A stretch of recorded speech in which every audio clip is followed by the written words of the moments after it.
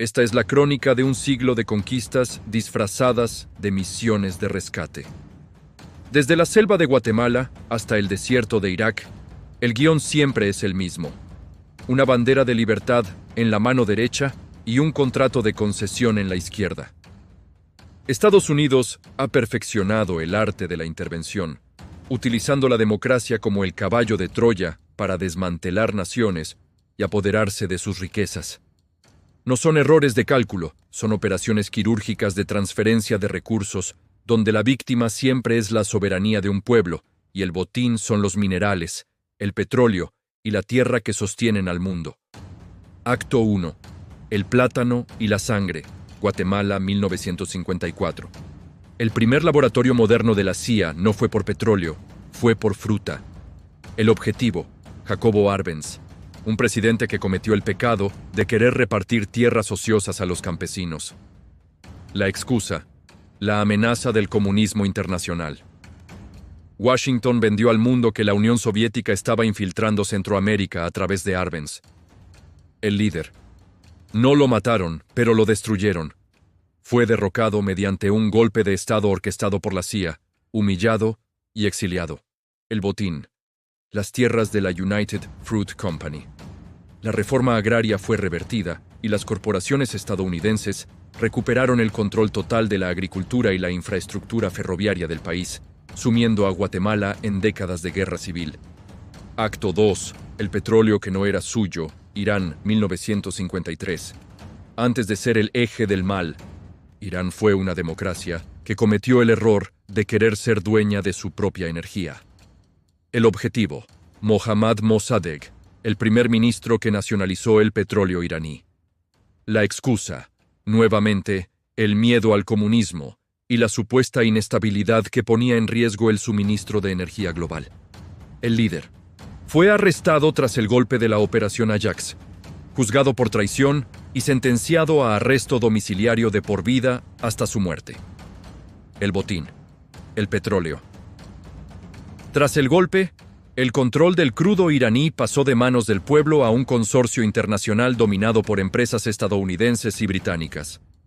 Fue el nacimiento del resentimiento que hoy domina el Medio Oriente.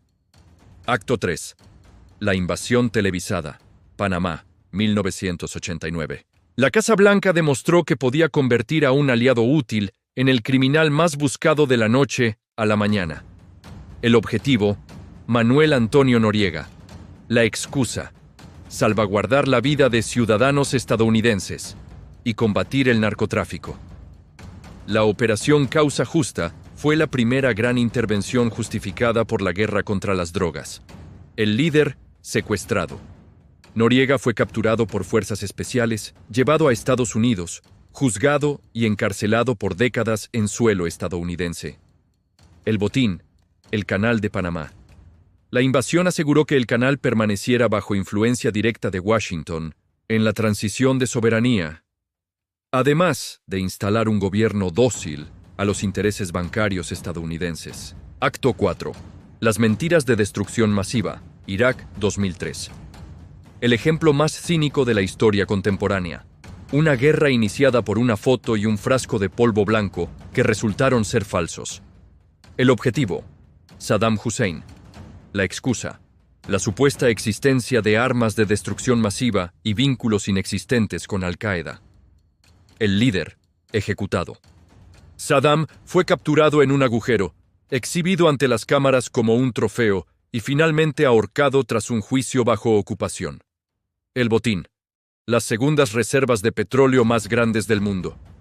Tras la caída de Bagdad, las leyes iraquíes fueron cambiadas para permitir que corporaciones occidentales firmaran contratos de extracción por 30 años, algo que estaba prohibido desde la nacionalización de 1972.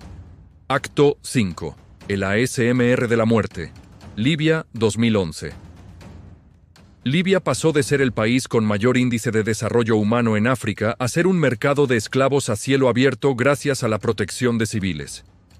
El objetivo, Muammar el-Gaddafi. La excusa, intervención humanitaria de la OTAN para detener una masacre de civiles durante la primavera árabe. El líder, linchado y asesinado en las calles de Sirte mientras era grabado por teléfonos celulares. El botín, el oro y el petróleo dulce. Gaddafi planeaba crear un dinar de oro para liberar a África del dominio del dólar. Tras su muerte, el Banco Central de Libia fue saqueado. Sus reservas de oro desaparecieron y el petróleo comenzó a fluir hacia Europa bajo términos extranjeros. Acto 6. La guerra híbrida. Venezuela, 2025-2026. Hoy, el guión ha cambiado el plomo por los bits, pero el hambre de recursos es el mismo. El objetivo, Nicolás Maduro. La excusa, narcoterrorismo y la defensa de la democracia. Se utilizan recompensas millonarias y fotos fabricadas por IA para justificar un bloqueo naval que impide la entrada de medicinas y alimentos. El líder, bajo asedio constante. El objetivo es el cambio de régimen mediante la asfixia económica o la extracción forzosa bajo la operación Southern Spear. El botín, el petróleo crudo pesado y el litio. Venezuela posee las reservas de crudo más grandes del planeta. En un mundo que transita a energías limpias, sus yacimientos de tierras raras y minerales estratégicos son la verdadera joya que Washington no está dispuesto a dejar en manos de China o Rusia. Este documental de la historia reciente nos enseña que la libertad nunca ha sido el fin, sino el medio. Cada líder caído y cada nación destruida han dejado tras de sí un rastro de contratos petroleros y cuentas bancarias en el extranjero. La historia de las intervenciones de Estados Unidos no es una crónica de heroísmo, sino un inventario de saqueo sistemático donde el mundo pone los muertos y Washington se lleva los recursos. Dime en los comentarios, ¿cuál de estas intervenciones crees que fue la más cínica y qué país crees que será el siguiente en la lista? Te leo.